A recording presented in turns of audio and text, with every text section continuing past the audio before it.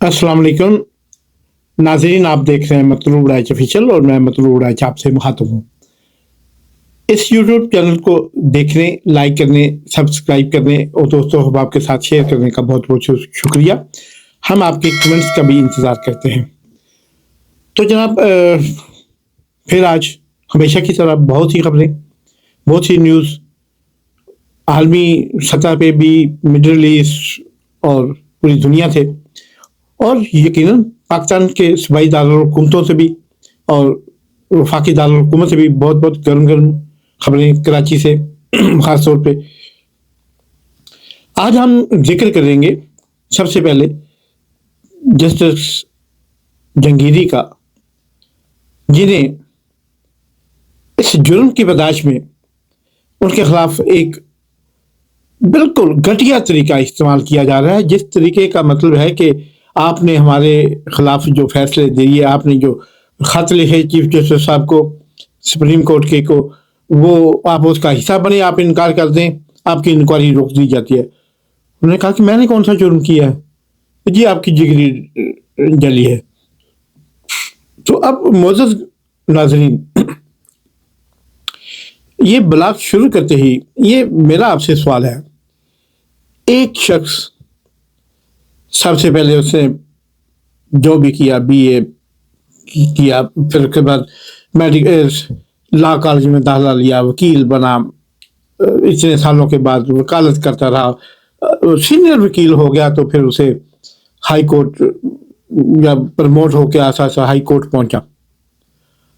High court तक पहुंचने के, एक सीनियर जज बनने के रास्ते में उसे कभी किसी, इस दरमियान जनाब मियां नवाज शरीफ साहब के 2-3 द्वार आए, इस दरमियान इमरान खान का दौर आया, इस दरमियान शहबाज शरीफ के दोनों दौर आए, नवाज शरीफ के 3 दौर आए।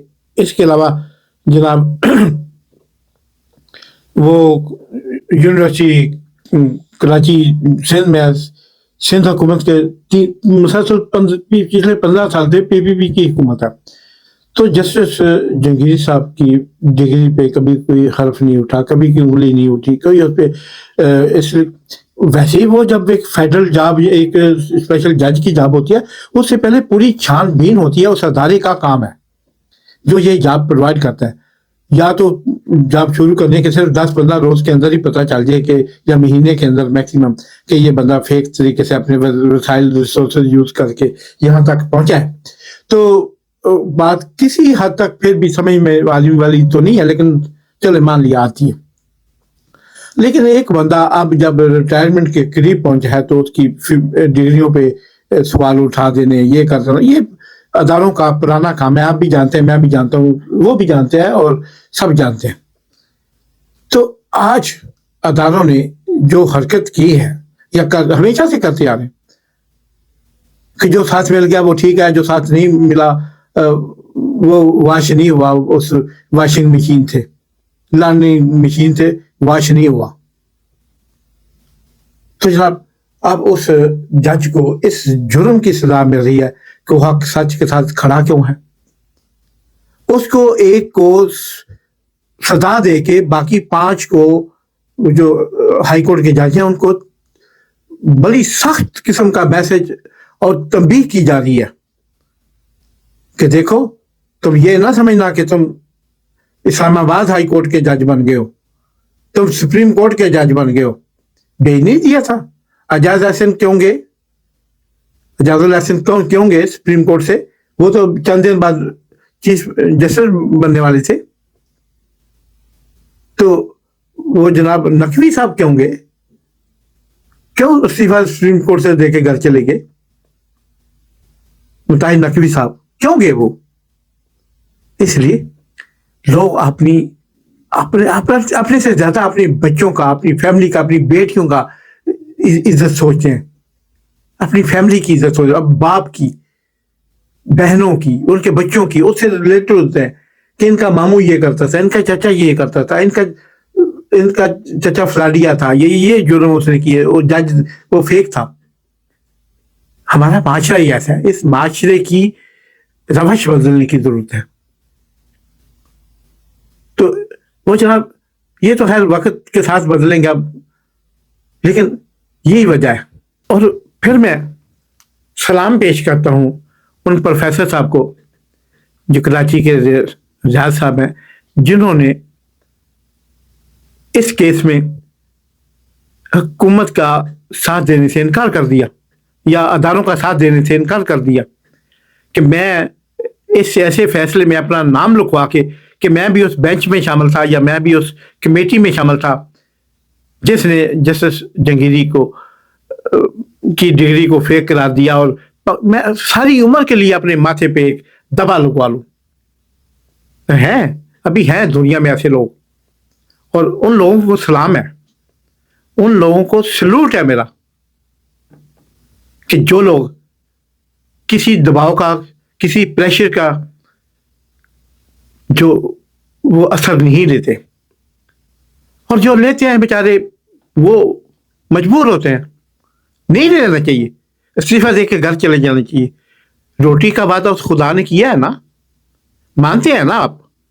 تو جب اس نے روٹی کا وعدہ کیا ہے تو صحت بھی اس کے ہاتھ میں ہے. ہمارا صحت، ہماری روٹی، ہماری ضروریات، ہمیں کام کرنا چاہیے، لیکن یہ سوچ کے نہیں کہ کام کریں گے تو روٹی کھائیں گے. وہ آپ کا جتنا نصیب لکھا جا چکا ہے اسے ایک لمحہ، ایک دن تو بہت دور کی بات، ایک لمحہ بعد زیادہ نہیں جی سکتے.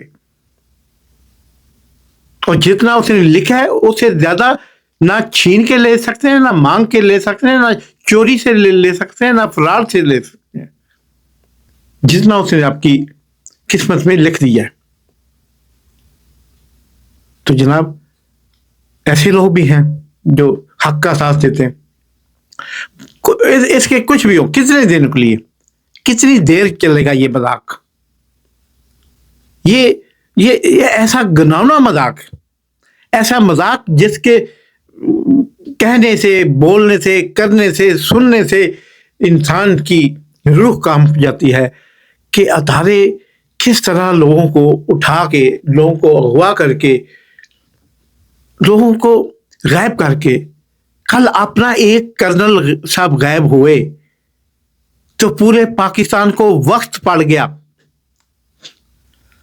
ہم ٹیکس کیوں دیتے ہیں پاکستان میں یا کسی بھی ملک میں؟ دنیا کے 216 کنٹریز ہیں جہاں پہ حکومتیں قائم ہیں، جو ریکگنائزڈ ہیں ایز اے کنٹری.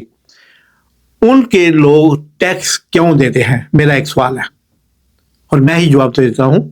اس لیے کہ ریاست ان کو سب سے پہلے صحت، تعلیم، روزگار مہیا کرے، پھر اس کے بعد ریاست انہیں ان کی جو ضروریات ہے ان کا خیال کرے. مطلب آپ کے راؤنڈ اباؤٹ جو سڑکیں ہیں، جو پول ہیں، جو پارک ہیں، جو آپ کی انٹرٹینمنٹ کی ضروریات ہیں وہ پوری کرے. شہر میں، اس شہر میں، قصبے میں، گاؤں میں وہ چیزیں پرووائڈ کریں. پھر پانچویں چیز آتی ہے سب سے ضروری، کہ ریاست آپ کو اندرونی اور بیرونی تحفظ فراہم کرے. یعنی اپنے شہر کو ملک کے اندر، ملک کی سرحدوں کے اندر ریاست آپ کو تحفظ فراہم کرے. کوئی شخص آپ آدھی رات کو، آپ رات کے 3 بجے ایک بیٹی گھر سے نکلتی ہے، ایک بہن گھر سے نکلتی ہے، ایک بہو گھر سے نکلتی ہے، آپ کی بیوی گھر سے نکلتی ہے، لوگ دیکھیں تو اس پہ کوئی فکر نہیں کرتے، اس کو کوئی چھیڑے نہیں، اس کو کوئی، یعنی وہ ایسا سکون معاشرہ جیسا یورپ میں. یہ سب چیزیں میں جو گنوا رہا ہوں، یہ میں کوئی ایسی فضول بات نہیں کر رہا. یہ پورے یورپ کے تقریباً 43 کنٹریز میں، امریکہ، کینیڈا، آسٹریلیا، نیوزی لینڈ، دنیا کا باقی ساری کنٹریز میں جہاں جمہوریت ہے، جہاں پہ انسانیت ہے، یعنی آپ کہہ لیں 216 میں سے تقریباً 170-80 کنٹریز میں تمام سہولیات فراہم کر رہی ہیں. میں چھوٹے چھوٹے 15-20 ملک کا اس لیے نام نہیں لیا کہ وہاں پہ بعض امنی ہے، ان میں کچھ افریقہ کے ممالک ہیں، کچھ کریبی کے، کچھ ساؤتھ امریکہ کے کنٹریز ہیں، کچھ ایشیا کا بھی 1-2-4 ملک ایسے ہیں جیسے میانمار، جیسے برما کہتے ہیں, جیسے افغانستان, ایسے ایک دو اور ملک بھی ایسے ہیں. لیکن پاکستان تو ان میں نہیں ہے. پاکستان آبادی کے لحاظ سے دنیا کا چھٹا بڑا ملک ہے, 5واں چھٹا بڑا ملک ہے, 7ویں نیوکلیر پاور ہے, یعنی ہم ایٹم بم کے مالک ہیں. اور ہماری حالت یہ ہے کہ ہمارے اپنے ہی ملک میں اپنے شہری محفوظ نہیں ہیں. جس کا جی چاہتا ہے اٹھا کے لے نام لو. کیوں بھائی نام لو؟ ماما لگتا ہے. ایسے ریاست کو ٹیکس دیتے ہیں, ریاست کے ساتھ رہتے ہیں, اور لوگوں کے ساتھ ہم رہتے ہیں, شہری ہیں اس ملک کے. ریاست کی بیرونی سطح پہ بھی اس کو تحفظ دینا, یعنی اس کی سرحدوں کو محفوظ کرنا, یہ بھی ریاست کی ذمہ داری ہے. اگر نہیں کر سکتے, آپ پھینکیں یہ بستہ اپنا بیگ, اور ان کے نہیں بھائی کر سکتے, آپ فوج نہیں ساتھ دیتی, فلاں نہیں ساتھ دیتا, فلاں ہم نہیں پرووائڈ کر سکتے, پہلے یہ ٹھیک کریں, ہم الیکشن جیت کے پھر آ جائیں گے. تو مجبوری ہے. کیا آپ کا دل اس لیے نہیں لگتا کہ آپ گھر کی روٹی نہیں کھانا چاہتے؟ وزیر اعلیٰ فنڈ سے آپ کے گھروں کے اخراجات چلتے ہیں, آپ کے گھروں کی چار دیواری بنتی ہیں, آپ کے گھروں تک جانے والی سڑکیں بنتی ہیں, گھروں کی اپنے اندر تزئین و آرائش سرکاری فنڈ سے ہوتی ہے. کیا آپ اس کے بغیر جی نہیں سکتے؟ اتنے وہ مفت بر ہیں یار. آپ مفت بری کا شوق پڑ گیا آپ کو. اگر نہیں کر سکتے تو چھوڑ دیں, جائیں اپنا کام کریں. کوئی مجبوری ہے, کوئی آپ پہ ذمہ داری ہے, کوئی کتابت سنت میں لکھا ہے کہ آپ پہ اطاعت کرنا لازمی ہے اور آپ کے لیے ہم پہ بادشاہت کرنا لازمی ہے؟ کہاں لکھا ہے؟ کون سی حدیث میں آئی ہے؟ نعوذ باللہ. تو جناب ریاست کا فرض ہوتا ہے, اور ریاست نہیں کر سکتی چلی جائے. اور ججوں کو اور بیوروکریسی کو اور کمشنر کو, ججز کو والا ججوں کو چھیڑنا, اور پھر اپنی مرضی کے بیان لینا, اور پھر سیاسی پارٹیوں کو توڑنا, ان کے کارکنوں کو مارنا پیٹنا, گھر والوں سے پیسے ان کے بیچاروں کے لگوانا, اور پھر ان سے بیان لینا اور پارٹیاں چھڑوانا, یہ ریاست کی ذمہ داری ہے. آپ مجھے کمنٹس میں بتائیے اگر آپ واقعی یہ سمجھتے ہیں کہ یہ غلط ہے. تو معزز ناظرین, اس کے بعد جناب اب اٹھ آئے ہیں اسٹوڈنٹ, پاکستان کے اسٹوڈنٹ, طلبات, مدرسوں والے بھی اور اسکولوں والے بھی, سارے اٹھائے ہیں. یہ طلبات جب اٹھے تھے پہلے بھی 77 میں, آپ کو یاد ہوگا جب ذوالفقار علی بھٹو شہید کے خلاف ایک امریکی اسپانسرڈ, سامراج اسپانسرڈ ایجیٹیشن اٹھی تھی, تب تو سمجھ میں آتا تھا کہ اغیار کر رہے ہیں. لیکن آج اٹھنے والے وہ لوگ ہیں جنہوں نے 80% سے زیادہ, 80% سے زیادہ ووٹ لیے. آج اسٹوڈنٹ اٹھا ہے اپنے حقوق کے لیے.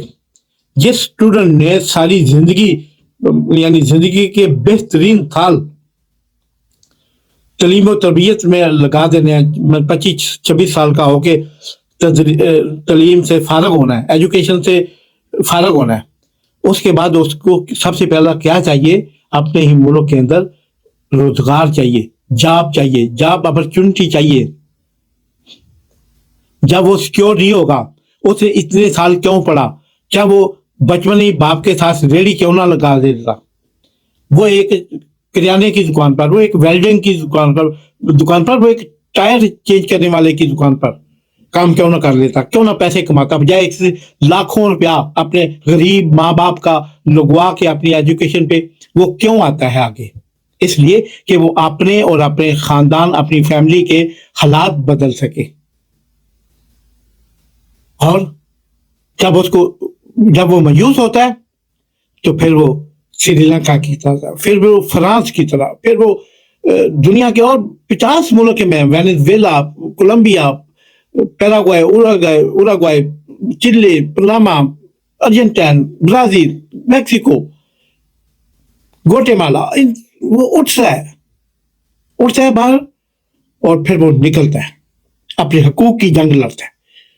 اور آپ یاد رکھیں, ہم تو اب سینائٹی کی طرف جا رہے ہیں, لیکن ہماری ملک کی یوتھ اور دنیا بھر کی یوتھ ڈر خوف نہیں ہے اب ان کی. یہ ویڈیو گیم پہ بندوقیں لڑتے اور گولیاں اور وار گیم کھیلتے کھیلتے یہ فوجیوں سے زیادہ بے خوف ہو چکے ہیں. یہ میرا دعویٰ ہے, یہ میری ریسرچ ہے.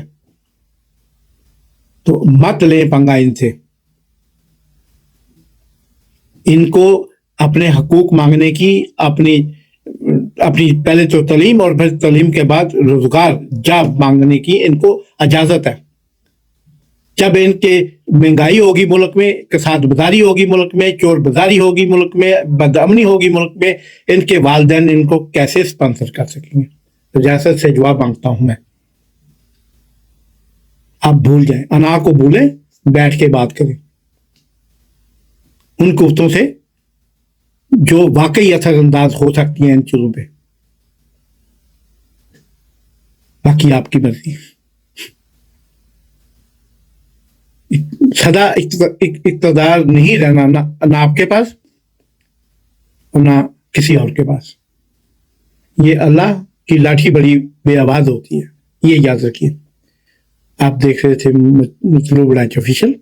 اسے لائک کریں, اسے سبسکرائب کریں, دوستوں کو آپ کے ساتھ شیئر کریں, اور کمنٹ باکس میں اپنے خیالات ہمیں ضرور بتائیے گا. پاکستان زندہ باد.